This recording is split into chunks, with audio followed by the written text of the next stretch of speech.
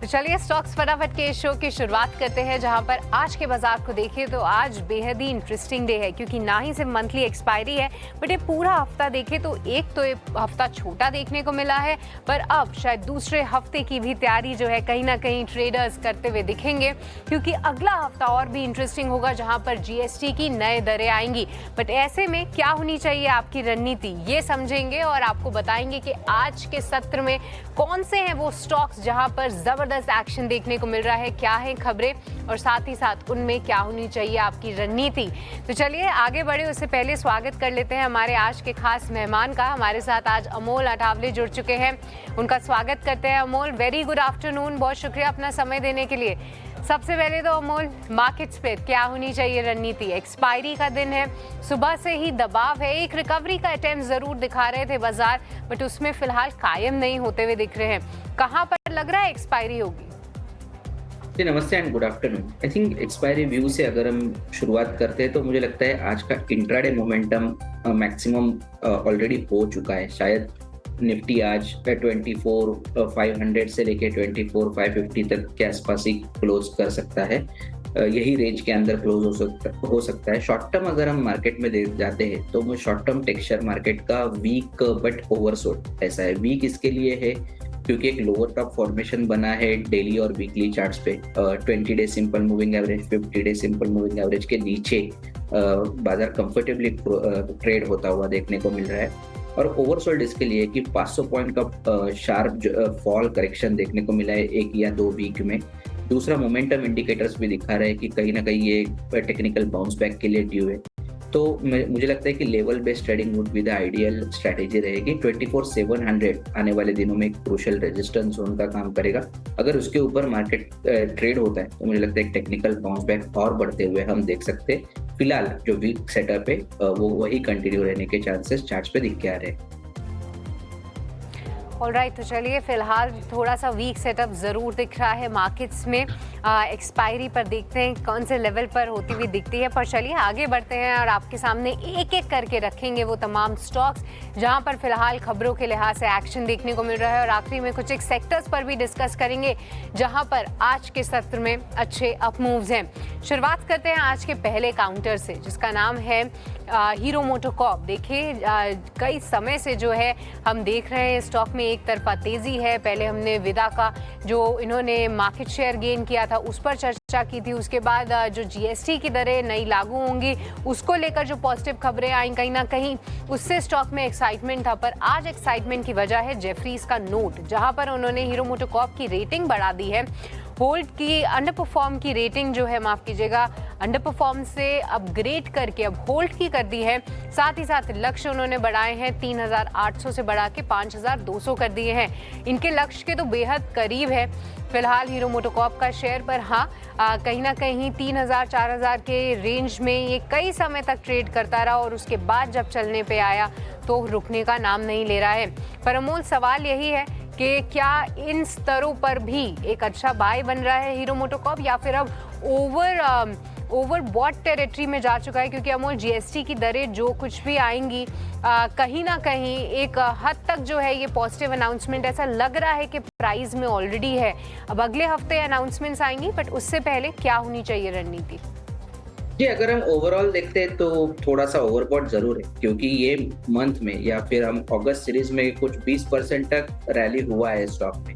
दूसरा, फॉर्मेशन के हिसाब से अगर मैं देखता हूँ तो अभी भी हायर लोस फॉर्मेशन स्टॉक में मेंटेन रखा है। तो मुझे लगता है कि थोड़ा सा साइडवेज मोमेंटम हीरो मोटो में हो सकता है, बट लार्जर टेक्सचर स्टॉक का अगर मैं देखता हूँ तो अभी भी बुलिश साइड पे ही है।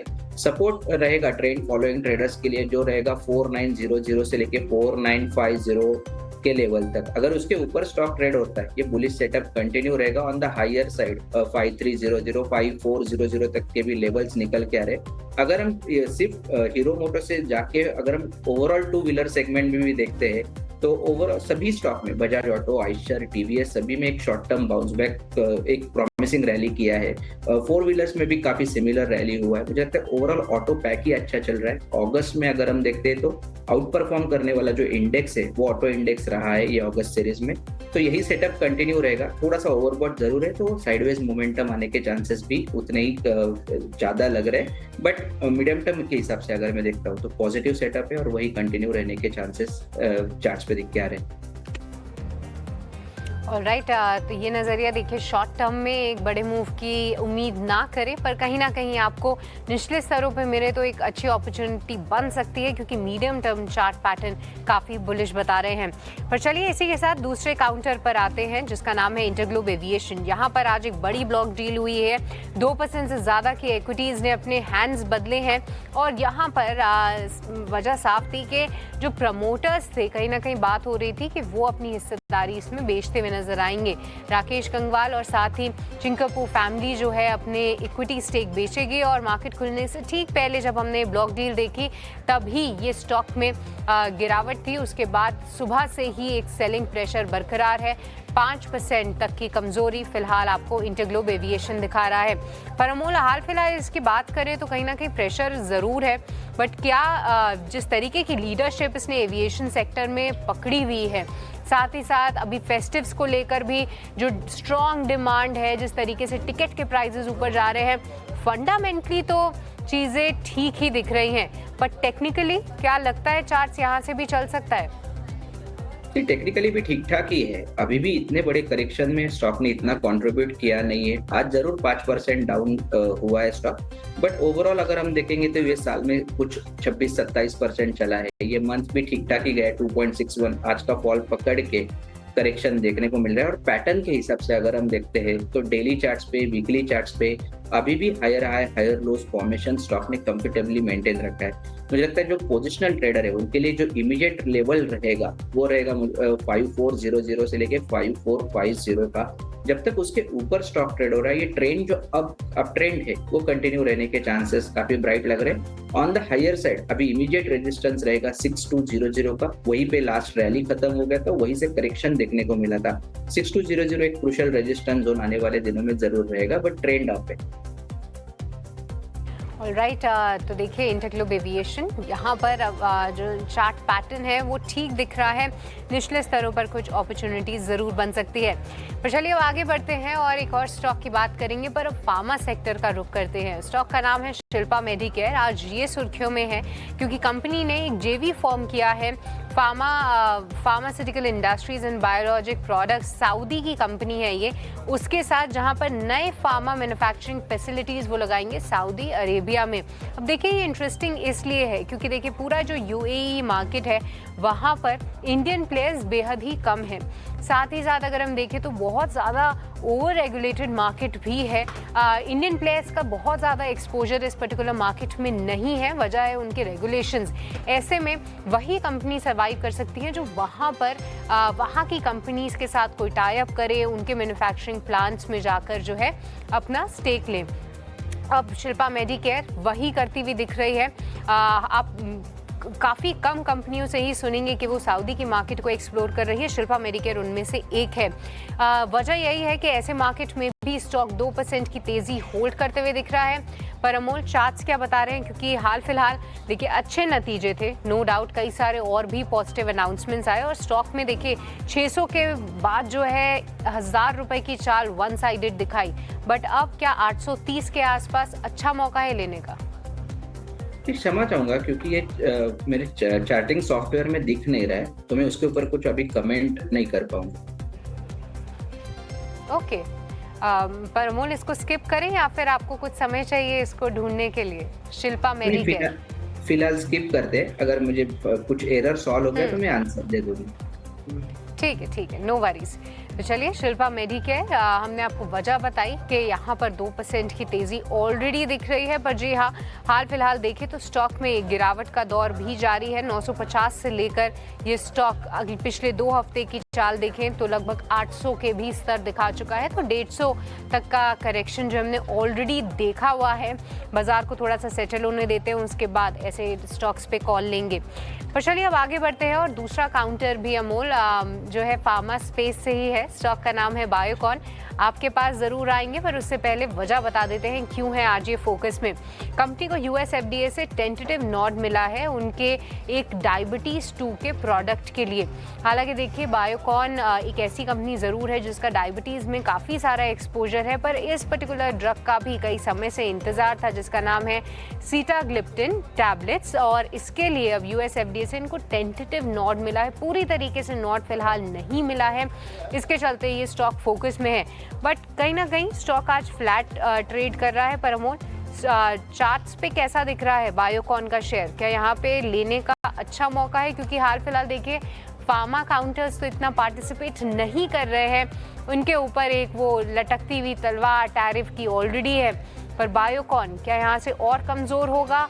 लेना चाहिए इन स्तरों पे या अवॉइड करें? ये थोड़ा कंफ्यूजिंग है ग्राफ। अगर मैं देखता हूँ तो दो रीजन से, एक तो करेक्शन काफी शार्प हुआ था, जैसे कि आपने बोला 405 का टॉप था, वहां से 335 बहुत फास्ट करेक्शन हुआ था। दूसरा उसके बाद बाउंस बैक के बाद स्टॉक में कोई बड़ा एक्टिविटी देखने को नहीं मिल रहा है। एक रेंज बाउंड टेक्सचर स्टॉक ने ओपन किया है, और कंफ्यूजिंग इसके लिए था क्योंकि 200 डे सिंपल मूविंग एवरेज जो एक बेंचमार्क है पोजिशनली, तो पोजिशनल ट्रेडर्स के लिए, वही उसी के आसपास स्टॉक कंसोलिडेट हो रहा है। तो मुझे लगता है इस ओवरऑल अगर मैं देखता हूं तो एक रिवर्सल के लिए वेट जरूर करेंगे। रिवर्सल का लेवल रहेगा 365 या 20 डे सिंपल मूविंग एवरेज। अगर उसके ऊपर स्टॉक ट्रेड होता है तो एक टेक्निकल बाउंस बैक और कंटिन्यू होने के चांसेस काफी ब्राइट लग रहे हैं। फिलहाल सपोर्ट की अगर हम बात करेंगे तो 200 डे सिंपल मूविंग एवरेज आ रहा है 350 के आसपास, वो एक सैक्रोसैंट सपोर्ट लेवल रहेगा। अगर उसके ऊपर उसके नीचे स्टॉक ट्रेड हुआ तो शायद थोड़ा सा और एक सेलिंग प्रेशर बढ़ते हुए हम शॉर्ट टर्म में बायोकॉन में देख सकते हैं। ऑलराइट, तो देखिए बायोकॉन के लिए कुछ एक लेवल्स जो कि इम्पॉर्टेंट हैं वो अमोल ने हाईलाइट किए, उसको ध्यान में रखकर ही आप इसमें ट्रेड लीजिएगा अगर आप लेंगे तो। पर चलिए इसी के साथ वक्त चला एक छोटे से ब्रेक का, आप कहीं मत जाएगा क्योंकि ब्रेक के उस पार भी ढेर सारे तमाम काउंटर्स हैं जिन पर अभी भी चर्चा करनी है। अमोल के साथ बने रहिए हमारे साथ। ब्रेक के बाद आपका स्वागत है स्टॉक्स फटाफट में, जहाँ हम उन तमाम काउंटर्स पर चर्चा कर रहे हैं जहाँ पर फिलहाल हम एक्शन देख रहे हैं। पर आगे बढ़े उससे पहले आपके लिए हम लेकर आए हैं इस वक्त की ऑप्शन की रणनीति, और रुख करेंगे हमारे अगले सेगमेंट ऑप्शंस के चैंपियन का।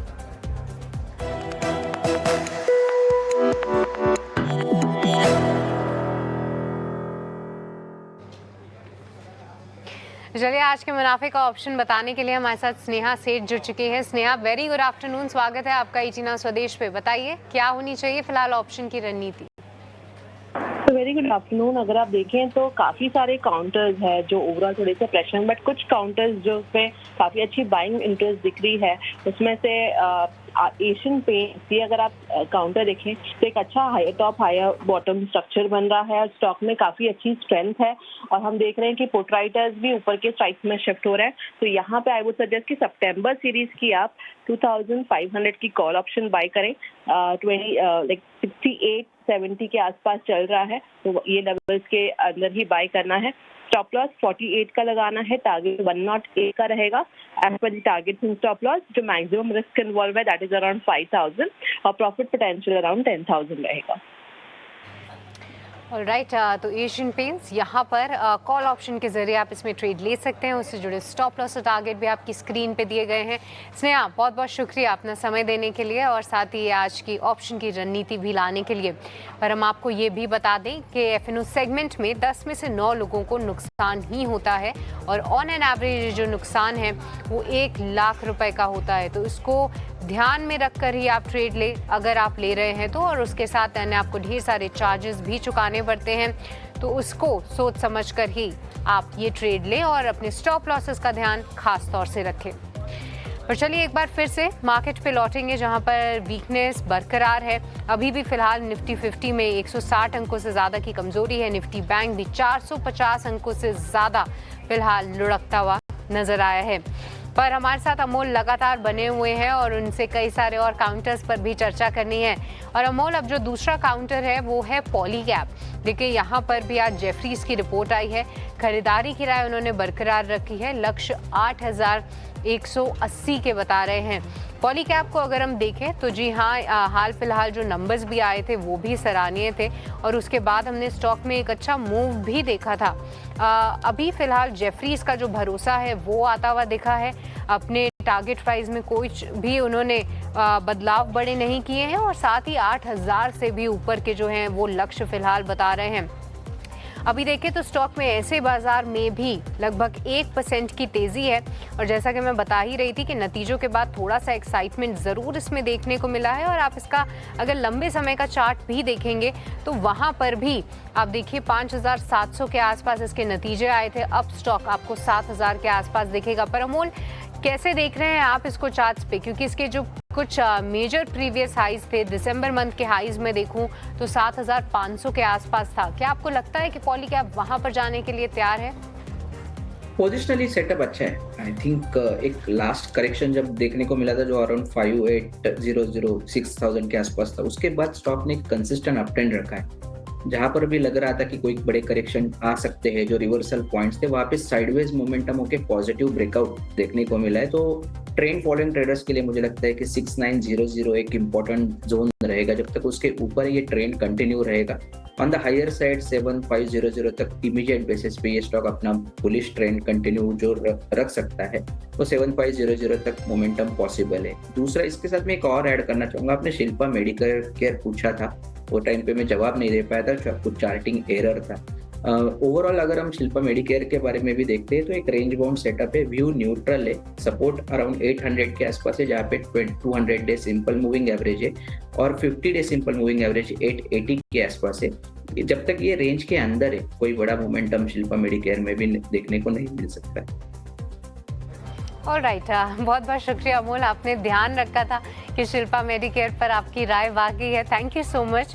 बट अमोल, एक और स्टॉक बच गया है आज के लिए डिस्कस करने के लिए, वो है टीवीएस मोटर्स। क्विकली आपसे इस पर राय लेंगे, पर अपने दर्शकों को वजह बता दी कि आज कंपनी ने अपनी नई इलेक्ट्रिक स्कूटर लॉन्च की है। अभी तक फिलहाल आप टीवीएस को जानते थे किस तरीके से जो है उनकी इलेक्ट्रिक व्हीकल में मार्केट शेयर 20% के ऊपर बरकरार था। iQube उनकी एक one of the hottest selling product भी बना था और आज जो उन्होंने लॉन्च की है प्रोडक्ट, उसका नाम है ऑर्बिटर, जो इसका showroom price, ex showroom price रखा गया है वो 1 लाख रुपए से 100 रुपए नीचे 99,900 रुपए पे रखा गया है। तो कहीं ना कहीं एक एग्रेसिव प्राइसिंग दी है, साथ ही रेंज भी अच्छी है और कई सारे ऐसे फीचर्स दिए हैं जो कि इस पूरे सेगमेंट में पहली बार आते हुए दिखे हैं।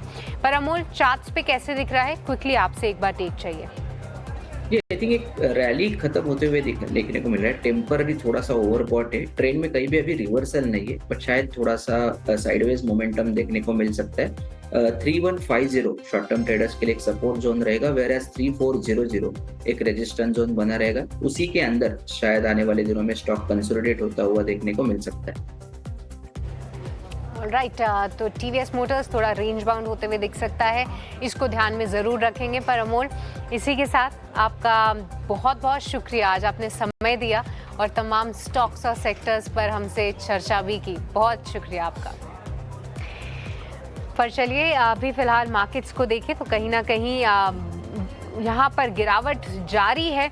पिछले 1 घंटे में देखें तो कुछ बहुत ज़्यादा बदलाव नहीं हुए हैं, बट देखते हैं कि यहाँ अगले 1.5 घंटे में गिरावट गहराती है या कहीं ना कहीं इन स्तरों के पास ही जो है हम आज एक्सपायरी होते हुए दिखेंगे, क्योंकि कल जो होगा एक नया एक्सपायरी का पहला दिन और ढेर सारे सितंबर सीरीज़ के लिए भी ट्रिगर आने वाले समय में हम देखेंगे। बट फिलहाल इस शो को यहीं पे समाप्त करने का वक्त हो चला है। बहुत बहुत शुक्रिया शो देखने के लिए, पर आप कहीं मत जाएगा क्योंकि मार्केट से जुड़ा पूरा एक्शन ऐसे ही बरकरार रहेगा ET नाउ स्वदेश पे इस छोटे से ब्रेक के बाद।